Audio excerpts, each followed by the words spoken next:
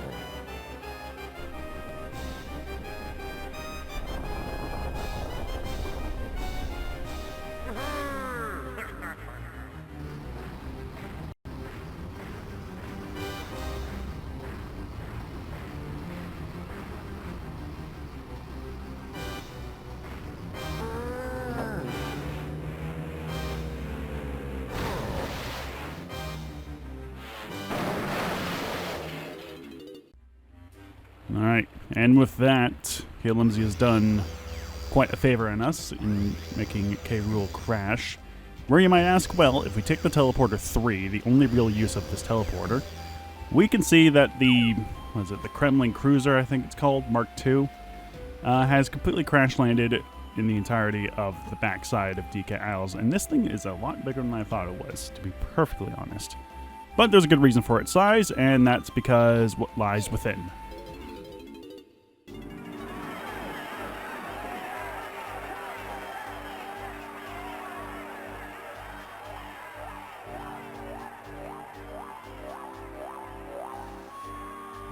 Ladies and gentlemen, welcome to the main event of the game. We bring you 12 3-minute rounds of boxing for the undisputed heavyweight championship of DK Isles. Brought to you this evening by Rare and Nintendo in association with K. Rool Enterprises. Introducing the Kong family versus King Crusher K. Rool.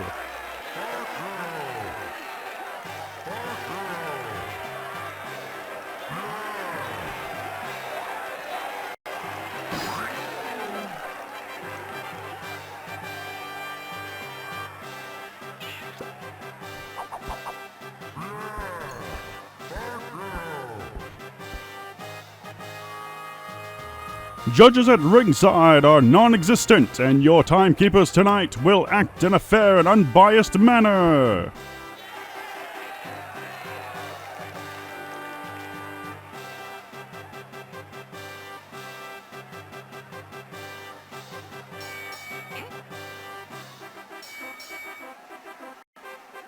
Weighing in at a solid 800 pounds, I give you the Prime Primate, Donkey Kong, King K. Rool. Yes, the final battle is an assortment of boxing matches. The first phase is going to be very simple. K. Rool is going to be giving off a few shockwaves first and foremost. After the third one, barrels are going to be spawning in the corners of the ring. We want to climb up to them, and 1, 2, 3, 4. We want to hit him while his guard is down, while he's taunting to the audience, which is very easy to gauge. There is a set amount of times he'll be throwing his punches. First one's going to be 4. 1, 2, 3, 4, 5. Second time's going to be 5. And this is pretty much the entirety of the first round. It's really not too difficult. You don't have to waste any time. 1, 2, 3. It's very easy if you have the timing just down. At certain points, he will create bigger shock waves, like so, which is a bit more tricky to dodge, but you can still just find that. 1, 2, 4, 5, 6, 7.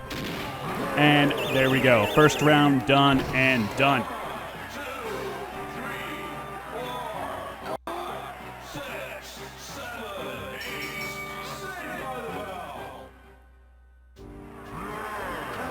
And now, making his way into the ring, it's the champ of chimps,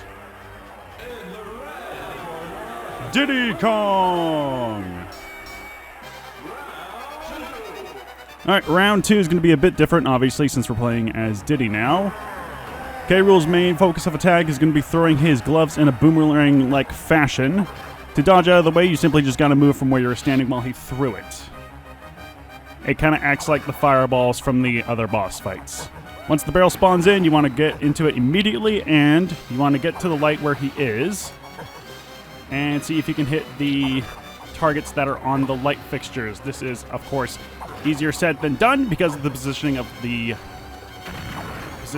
is absolutely goddamn terrible, and the controls of the rocket barrel are absolutely heinous, but if you manage to get the hit on while you're kind of waving down and up, you may be able to get it no problem. Be sure not to get too close to the rafters, because it is possible to land on them and you have to land back down to the ring to get yourself back in the air. The speed at which he will be throwing his gloves will increase as well, so be careful of that. Just kind of keep moving around. If you keep moving around, the gloves hopefully won't be able to hit you. If you can get this fucking target, I swear to God.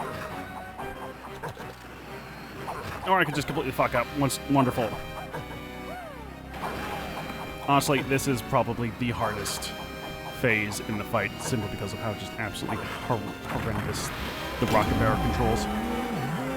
If you manage to get in position before he starts throwing more at you, such as so, then it's not too difficult to do. There we go.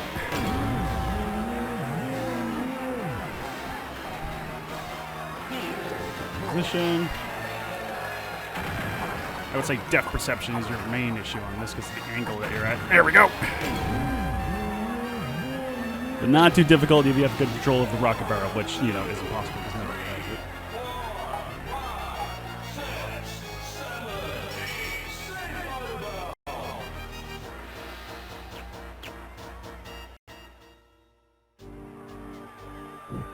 He boasts the longest reach currently in the world today. Introducing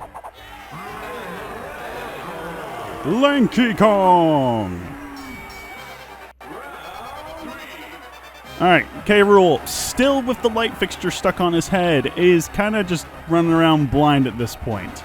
He's going to be wandering in kind of a random pattern. What we want to do is wait for these things to spawn up. And using Lanky's world record reach of his arms, apparently. I want to go ahead and hit the switch. Do the only instance of Lanky carrying a barrel in the entire game. I know the rarity. Toss it down. Once K-Rool gets into his position where he'll be able to run towards you, you want to play the trombone on one of these pads. He'll come running towards you and slip on the banana. That's this round. It could be this is probably going to be the easiest phase, if I'm being perfectly honest. You always want to try and throw it like in the center of the arena. It'll make it a lot easier. Because once he gets into position directly across from you, you can just play and he'll run right towards you. Now then, the pad you play on will not always disappear. It is in a set pattern on where they will disappear. Okay. When that happens, we want to kind of improvise. So we want to wait for him to go into the red corner, such as so. There is never a position where a banana can't be used to effectiveness. Even if it's in like the very edge of the arena, it will still work if he's like directly on top of it. The hitbox for the bananas are very forgiving. Okay, this one's going to be easy. So we just have to get him in position, such as so. And there we go. A few things to note. Once you hit the switches, the barrel will lower after 5 seconds if you can't grab it. So be cautious.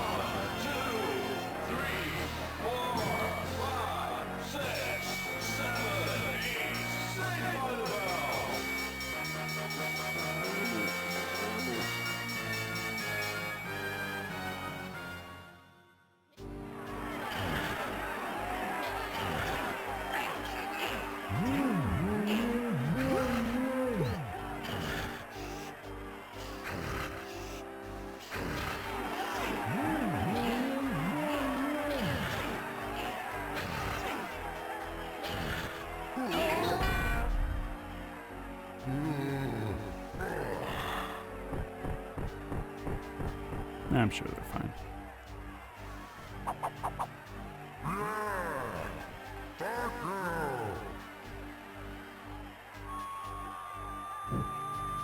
Hailing all the way from DK Isles, it's the girl with the whirl,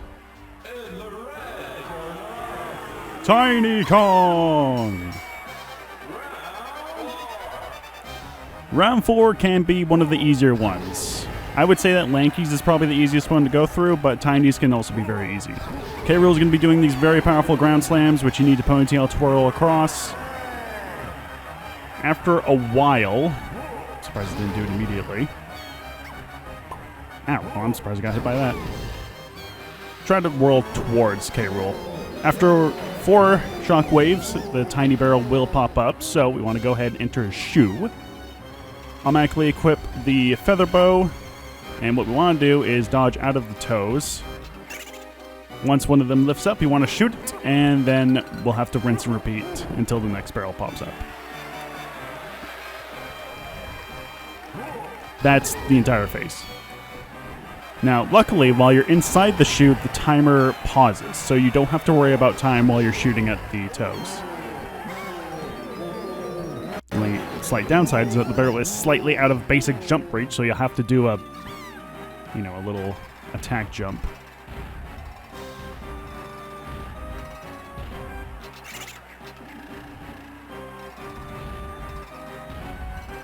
They always follow a set pattern, so if you're good at memorizing, you're able to get this done no problem. The amount of times a toe needs to get hit will increase the more the round goes on. First toe takes 1 hit, second toe takes 2 hits, third toe takes 3 hits, and fourth toe takes 4 hits.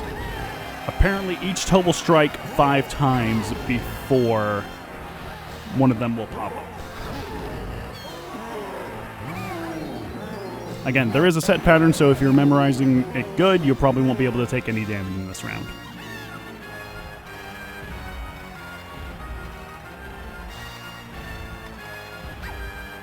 Shit. Even if you do get hit, there's still plenty of time for you to actually react and hit the toes. Even if you get hit directly on.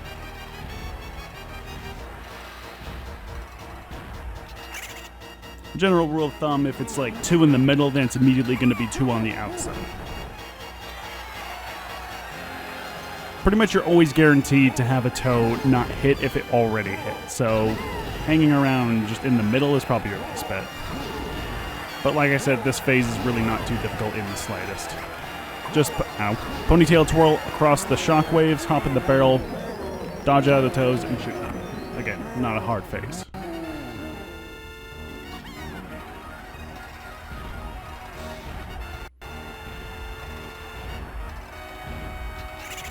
They seem to do a similar pattern each time, though, so I'm curious if they're, like, the same. They seem very similar.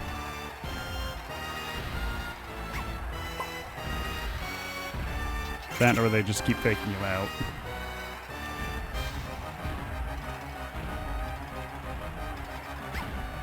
Come on, come on. There we go.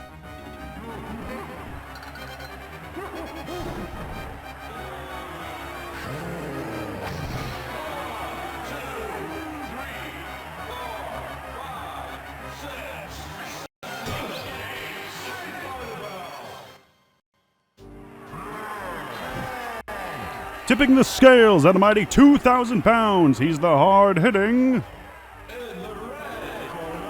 Chunky Kong.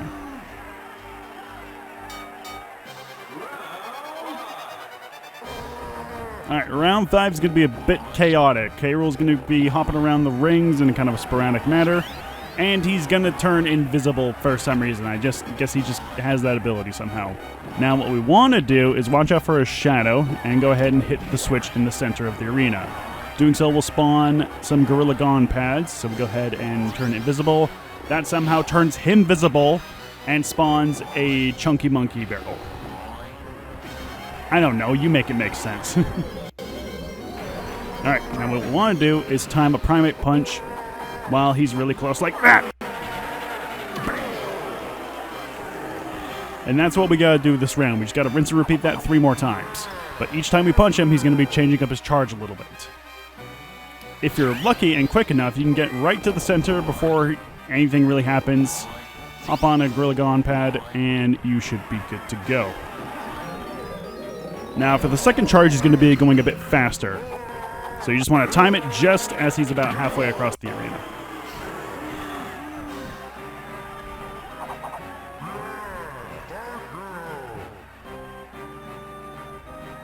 Again, right to the center. And yes, you do need the upgraded blue ground pound for this. You don't need the red one, which is very convenient, because that would be bad if you just didn't have that. Third charge is going to be turning invisible. Mistimed that. That's okay. Third charge, he'll be turning invisible. He'll be going the same amount of speed for the second charge, though. So if you do the exact same timing as before, it shouldn't be too much of a problem. Such as so. Bang.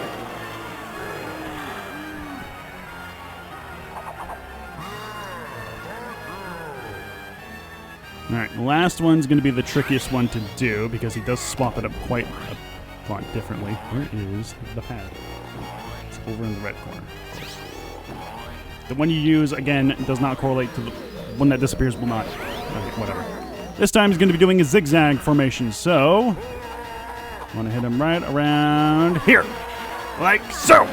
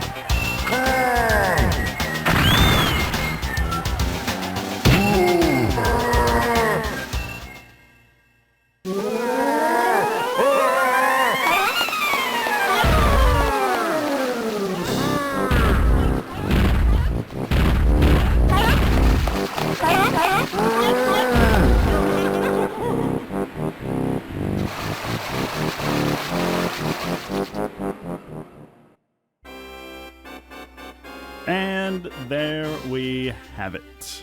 That is Donkey Kong 64. For all of its ups and downs, and there's been a lot of downs with this project for some stupid reason.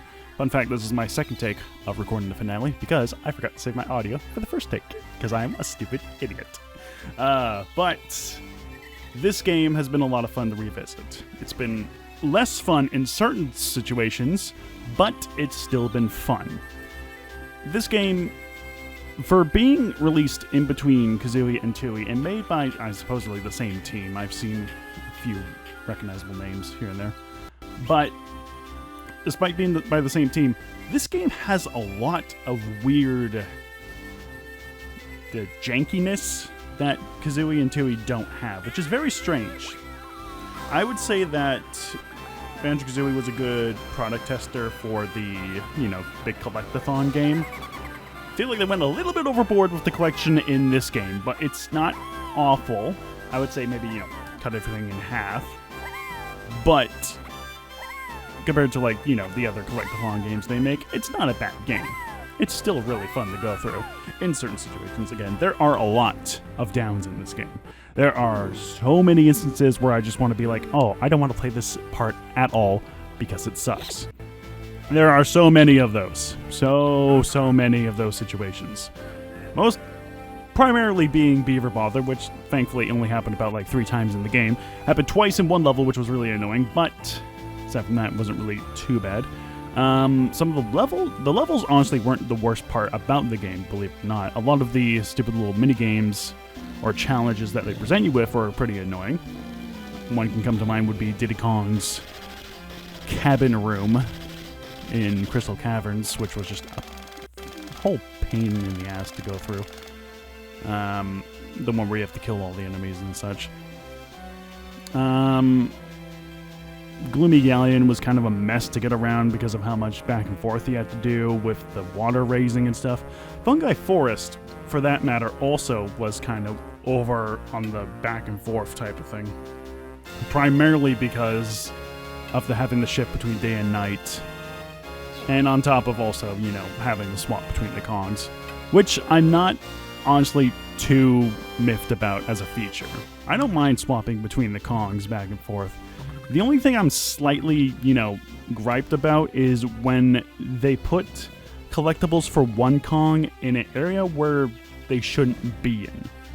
The best example of this is probably in that one treasure chest area in Gloomy Galleon where Chunky has to punch open the chests. There's a banana balloon floating around for DK in there for some reason.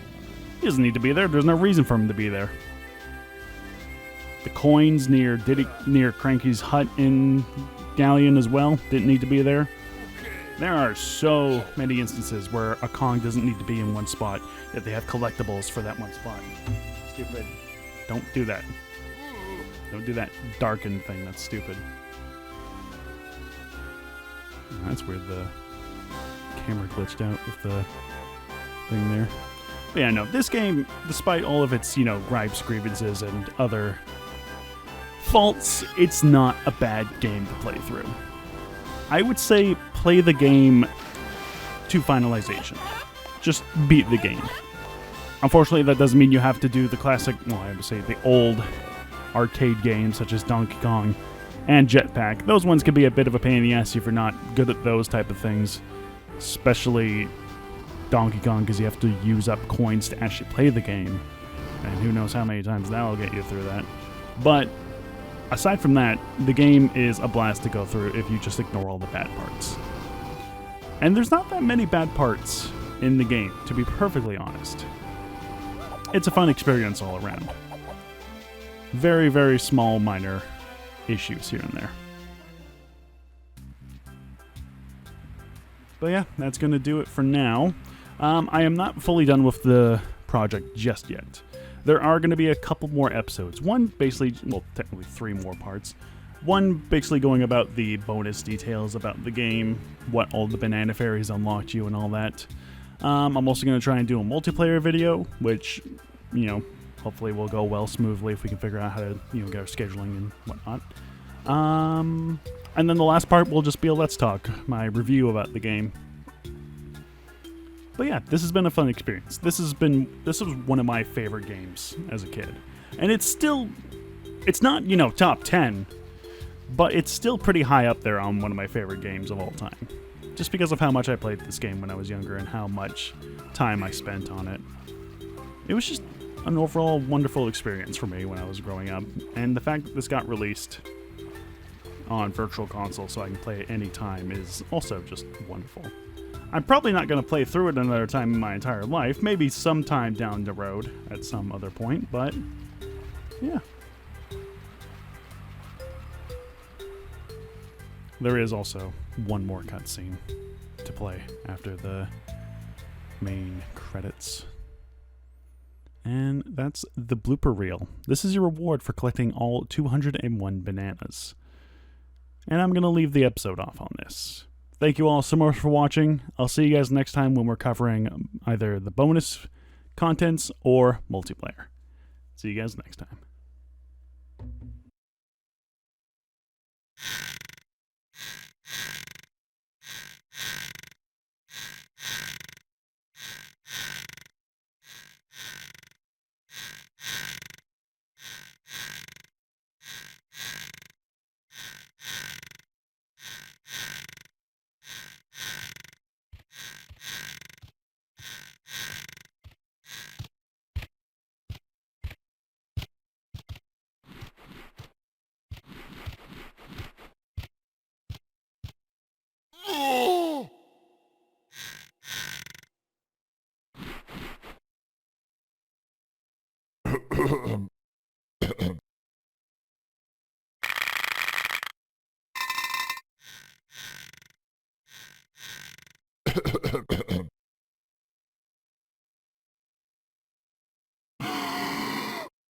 Next.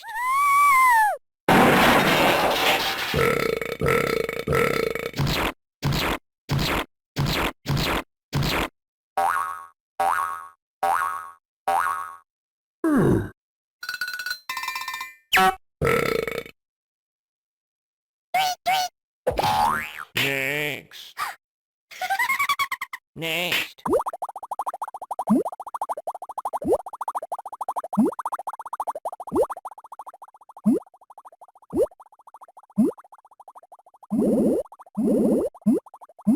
Next.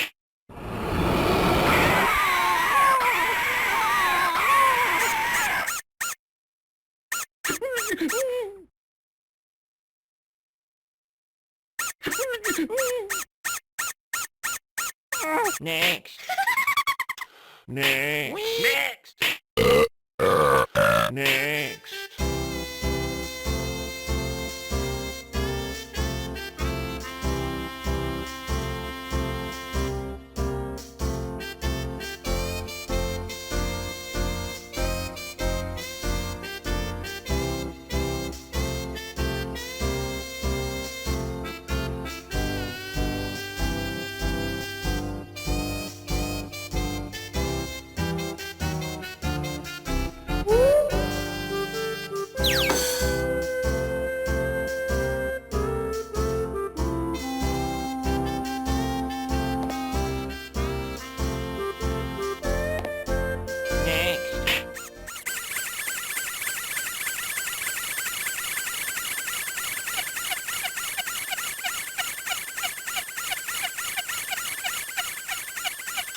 Next.